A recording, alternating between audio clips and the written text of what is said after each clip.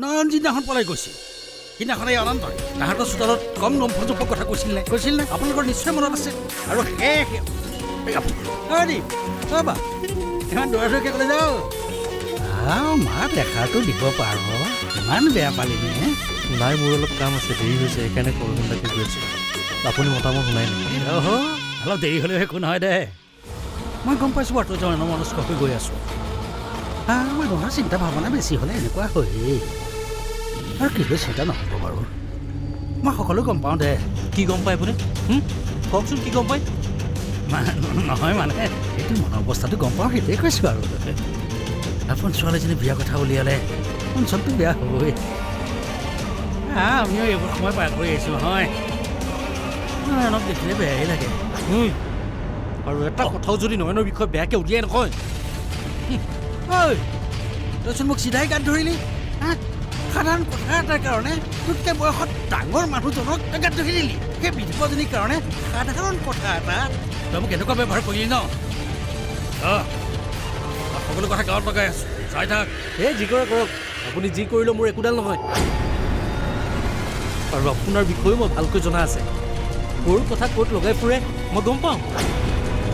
গাঁৱৰ মানুহৰ বদনাম গাই ফুৰে মানুহজন যে আপুনিয়ে মই জানো আৰু এইবোৰ কথা যদি মই গাঁৱত ক'ব লগা হয় আপোনাৰ চৰিত্ৰৰ কথাও সকলোৱে জানিব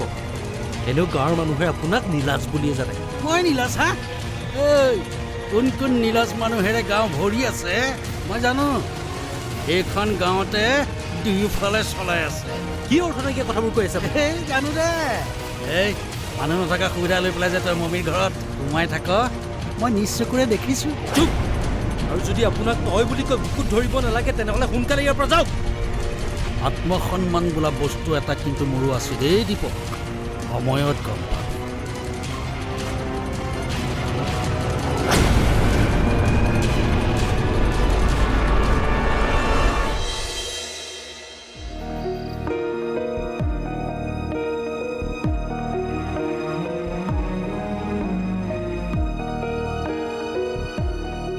কি হ'ল অথনিৰ পৰা মনে মনে বহি আছা যে কিবা ক'বা নেকি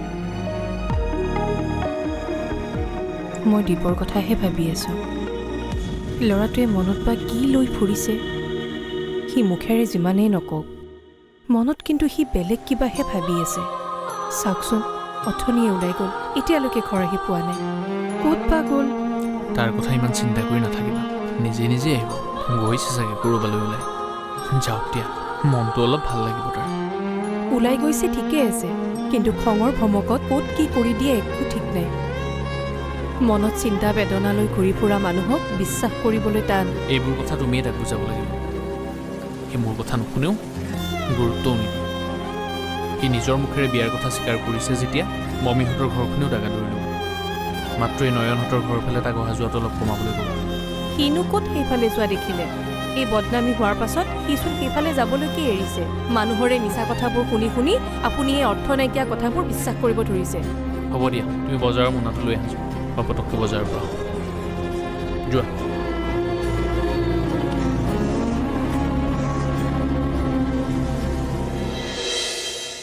দীপকে যদি খঙৰ ভমকত নয়নৰ লগতে কিবা কৰি পেলাই তেতিয়া কি হ'ব গাঁওখনৰ আগত মই কেনেকৈ মুখ উলিয়াম ইয়াক মই চকু দিব লাগিব এতিয়াৰ পৰা